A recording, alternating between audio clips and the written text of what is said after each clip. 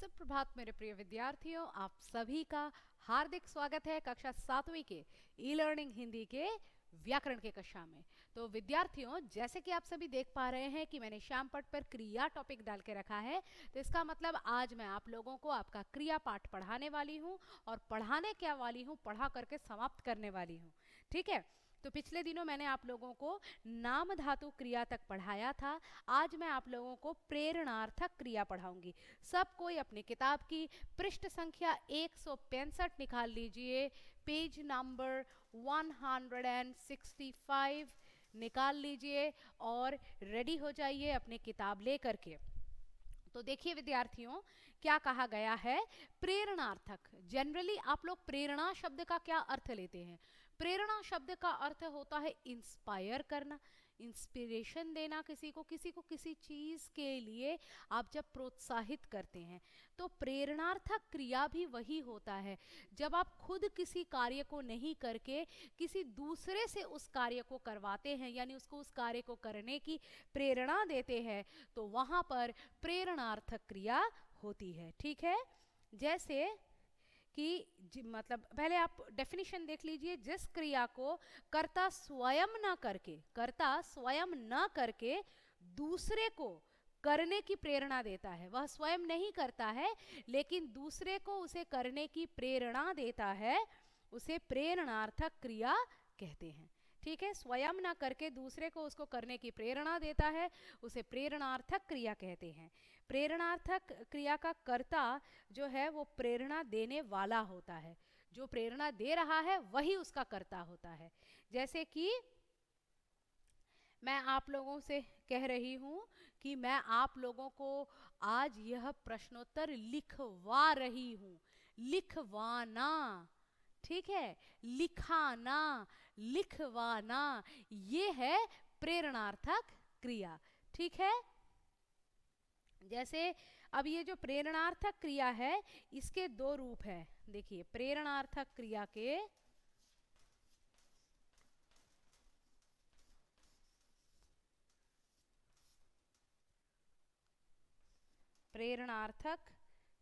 के दो रूप होते हैं। कौन कौन से दो रूप होते हैं विद्यार्थियों? एक होता है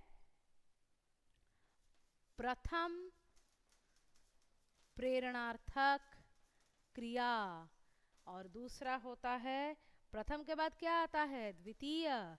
तो द्वितीय प्रेरणार्थक क्रिया, ये प्रथम और द्वितीय। अभी मैंने आप लोगों को एक एग्जाम्पल दिया था, लिखना। लिखना से मैंने बोला लिखाना, लिखना से मैंने बोला लिखाना, और क्या बोला? लिखवाना। ये दोनों शब्द जहां मैंने लिख दिए तो समझ गए जाइए कि आप लोगों का यह प्रेरणार्थक क्रिया सीखना भी कंप्लीट हो गया। यही प्रथम प्रेरणार्थक है और ये द्वितीय प्रेरणार्थक है। लिखाना यानी आप किसी से लिखा रहे हैं, और लिखवाना वो भी आप किसी से लिखा रहे हैं, कर्ता स्वयं तो नहीं कर रहा है ना। तो मीना अपने बेटे को सुलाती है। ठीक है। ये जो मैं अभी आप लोगों को, यदि मैं प्रश्नोत्तर लिखा रही हूँ, मैं लिखाती हूँ, तो ये लिखाना मैं कर तो रही हूँ लेकिन मैं अपने हेतु नहीं कर रही हूँ, आप लोगों के हेतु कर रही हूँ। तो ये प्रथम प्रेरणार्थक है। द्वितीय प्रेरणार्थक में क्या है? आप किसी से कार्य को करवा रहे हैं। लिखवाना, मैं आप लोगों से लिखवा रही हूँ। इसी तरह से देखिए, यहाँ पे है मीना अपने बेटे को सुलाती है। अब खुद तो नहीं सो रही है, बेटे को सुलाती है, मतलब बेटे के द्वारा वो इस कार्य की पूर्ति कर रही है, तो वो सुलाती है। ठीक है। और जब वो अपने घर के किसी बड़े को बोल देती है मेरे बेटे को आज सुला दो, तो वो उनके माध्यम से अपने बेटे को सुलवाती है। ठीक है। तो मुझे नहीं लगता है कि मेरे जो होशियार स्टूडेंट्स हैं उनको अब समझने की ज़रूरत है, वो मतलब समझाने की ज़रूरत है, वो समझ गए हैं। और एक और डिफरेंस ये है कि प्रथम प्रेरणार्थक क्रिया में जो करता है वो प्रत्यक्ष होता है और द्वितीय में वो अप्रत्यक्ष होता है। ठीक है। देखिए, यहाँ पे बहुत सारे एग्जाम्पल है। देखिए, मैंने जो दिया था एग्जाम्पल वो पहले ही है। लिखना, लिखाना, लिखवाना, धोना, धुलाना, धुलवाना, रोना, रुलाना, रुलवाना। So these are the things. अब एक ही बच जाता है लास्ट में, वह है पूर्वकालिक क्रिया। अब ये पूर्वकालिक क्रिया क्या है? ये पूर्वकालिक क्रिया है कि ऐसा एक क्रिया का शब्द है जिसमें मूल धातु में कर या करके लगाया जाता है। आप लोग जानते हैं क्रिया का मूल रूप धातु होता है। उस मूल रूप में यदि आप कर लगा दे या करके लगा दे तो वहां पर जो है पूर्वकालिक क्रिया हो जाती है। पूर्वकालिक क्या है? पूर्व मतलब पिछला, कालिक मतलब काल, मतलब भूतकाल में ये घटना घटती है और वर्तमान में आप उसको कहते हैं। जैसे कि अप्पू दौड़कर छत पर चढ़ गया। अप्पू दौड़कर छत पर चढ़ गया।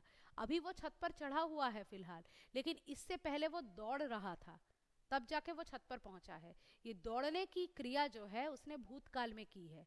तो ये दौड़ जो है ये मूल शब्द है, यानी कि यह धातु है और इसमें कर लगा करके इसको पूर्वकालिक क्रिया कर दिया गया है।